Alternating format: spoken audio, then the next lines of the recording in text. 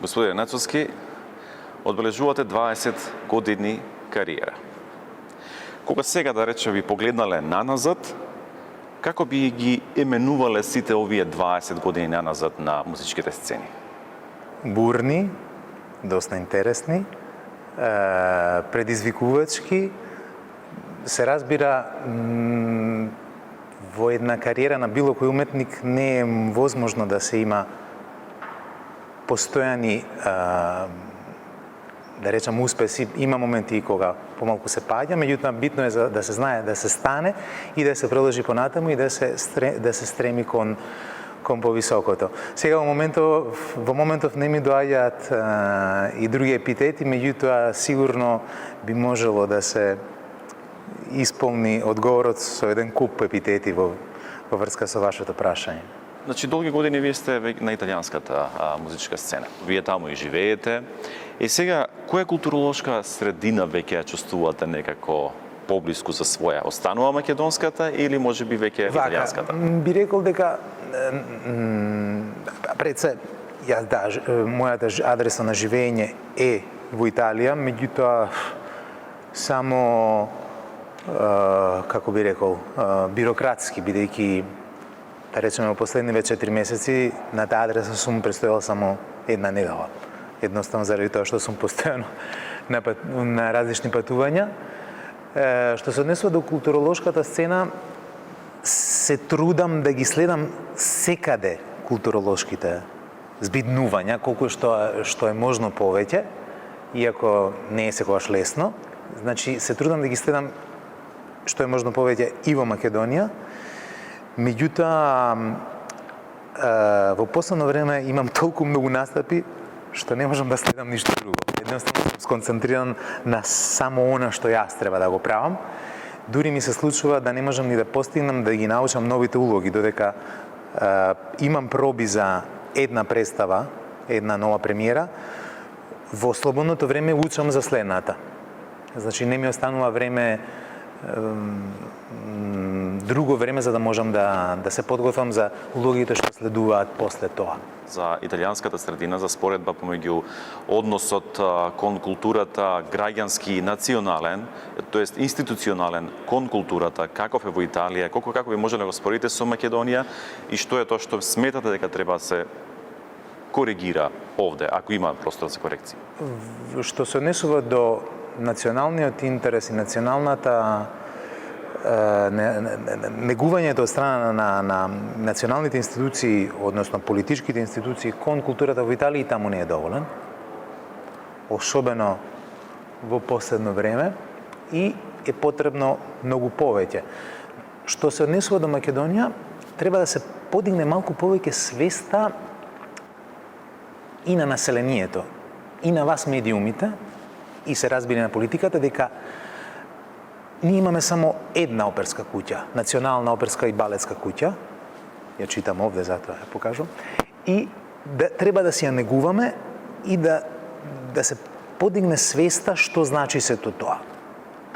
Во едно општество, цивилизирано општество демократско, кое што се стреми да биде дел од западниот свет, од демократските општества, од Европската унија и така натаму, треба да има висок сенс за култура.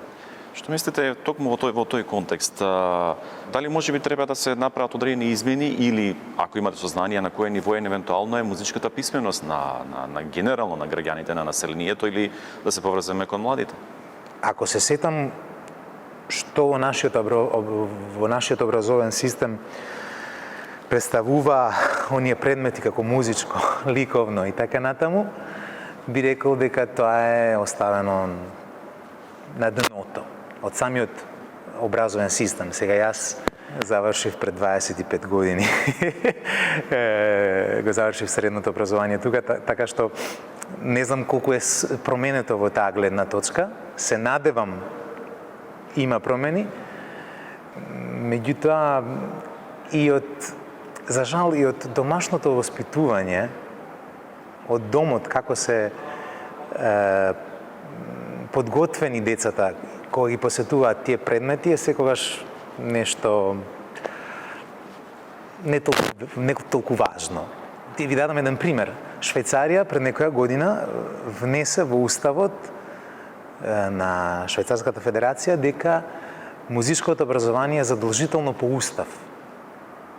Би сакал и ние, па и Италија да дојде до едно такво ниво. Добро, кај нас уставот веќе, ако се давно збор за уставот, се однесува на други прашања.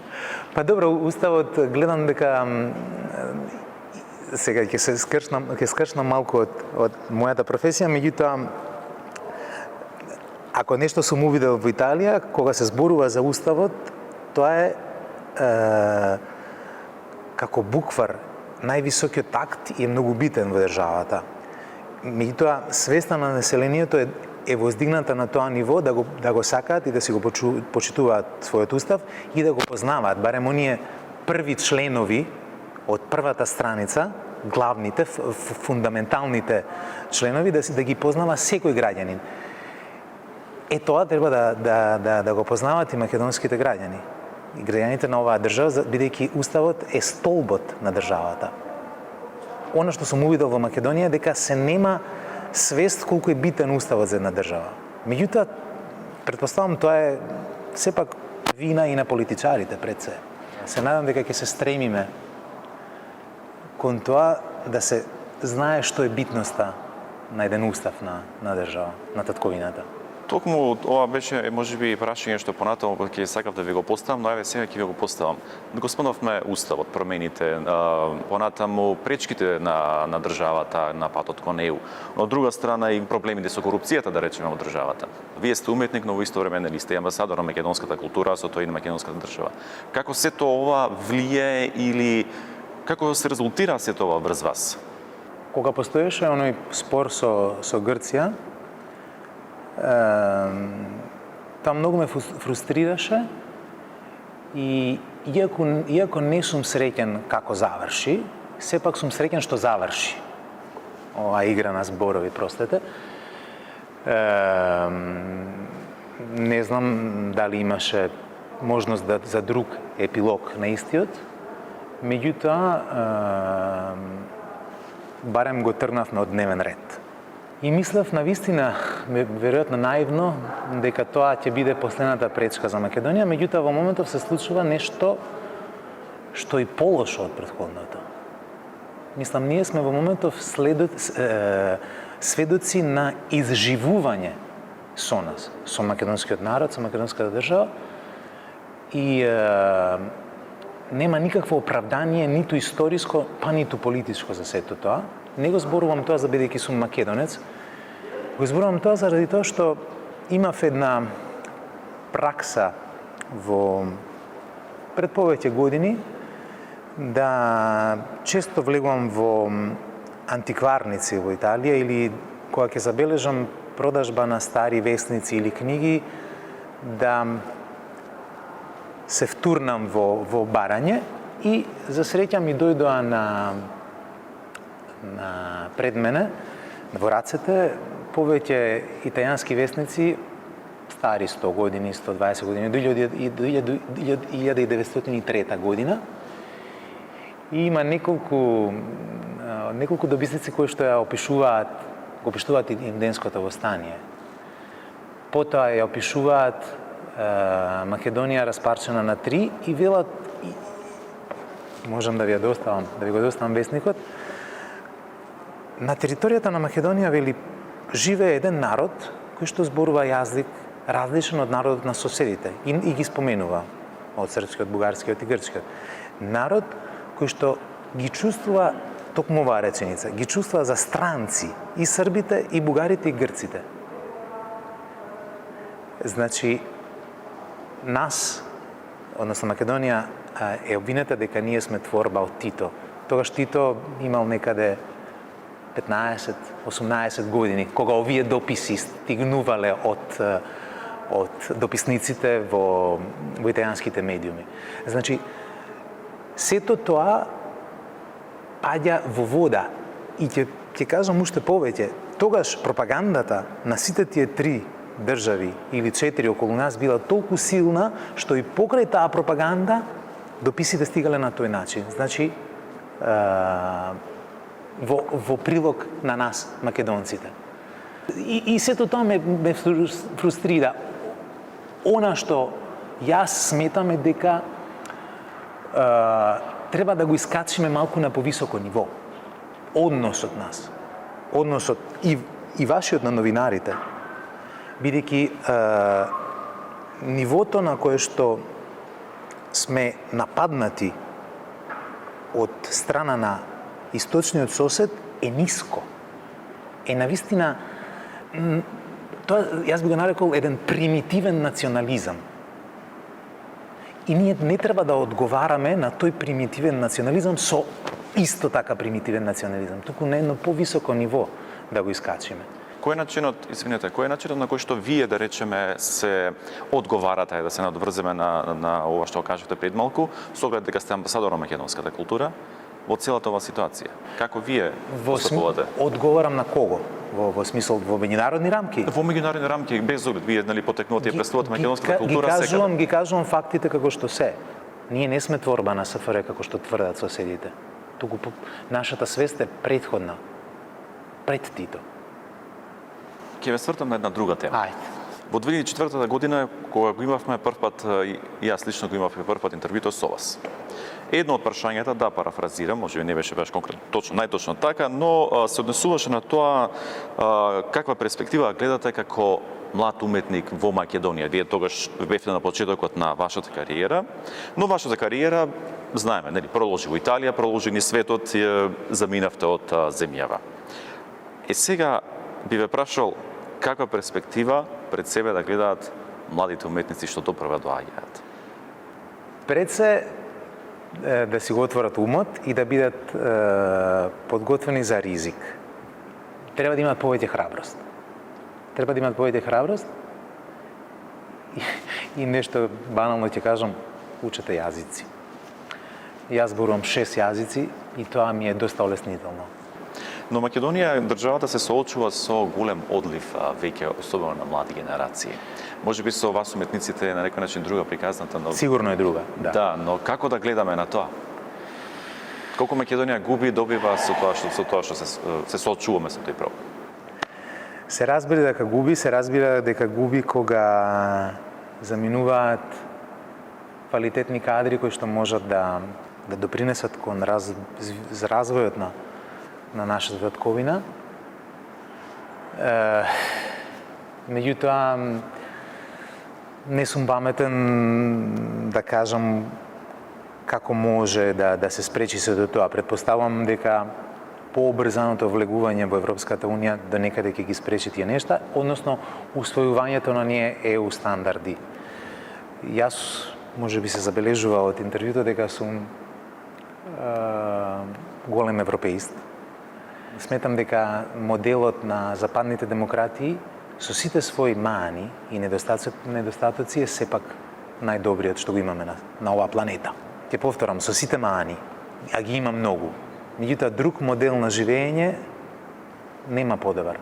Особено Европа, односно Европската Унија, која што е земја, земја би ја нарекол, Унија, во која што изобилуваат најголемиот број на најдобри социјални права, на благосостојба и така натаму. Затоа и тука мислам дека треба уште повеќе да се качи свеста кај македонците што значи Европската Унија и што носи таа. Има премногу лажни вести, фейк ньюс, кои што ја оцрнуваат во Македонија. Тие црни вести знаеме од каде доаѓаат. Истиот извор на црни вести на Балканот е од една средина. Истите црни вести, односно лажни вести за ковидот, за пандемијата, за против Европската Унија, против Западот и така натаму, доаѓаат од едно место. Само треба да се видат изворите од каде се. Тоа е многу јасно.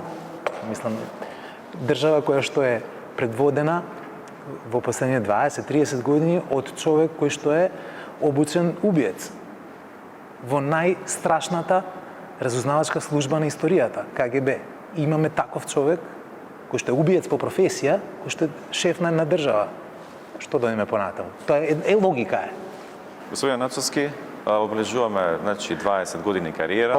Конечно да зборуваме за За кариерата. Пред, може би, на почетоците тогаш ве прашав, какви перспективи гледате тогаш пред себе? Тогаш бевте исто на почетоците, млад уметник, но ајде сега, после 20 години, какви перспективи од тука натаму гледате? би рекол дека овие 20 години беа само загревање. Се надевам дека ќе оди се како што треба, како што оди и досега и понатаму. Сега по 20 години се разбира имам повеќе искуство, како позитивно, така и негативно. И би сакал да се гледам на сцените барем уште 20 години, ако не и повеќе. Во оној момент кога ќе почувствувам дека нивото на моите изведби нема да биде на ниво кој што ќе биде задоволително за мене, ќе ја напуштам сцената. За жал гледам во сценски рамки, тоа не е секогаш пример.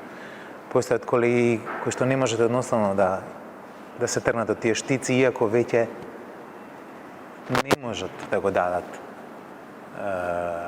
да настапат на задоволително ниво, едноставно не може да ја напуштат сцената. Јас, мене не ми се допаѓа тоа. Едноставно сметам дека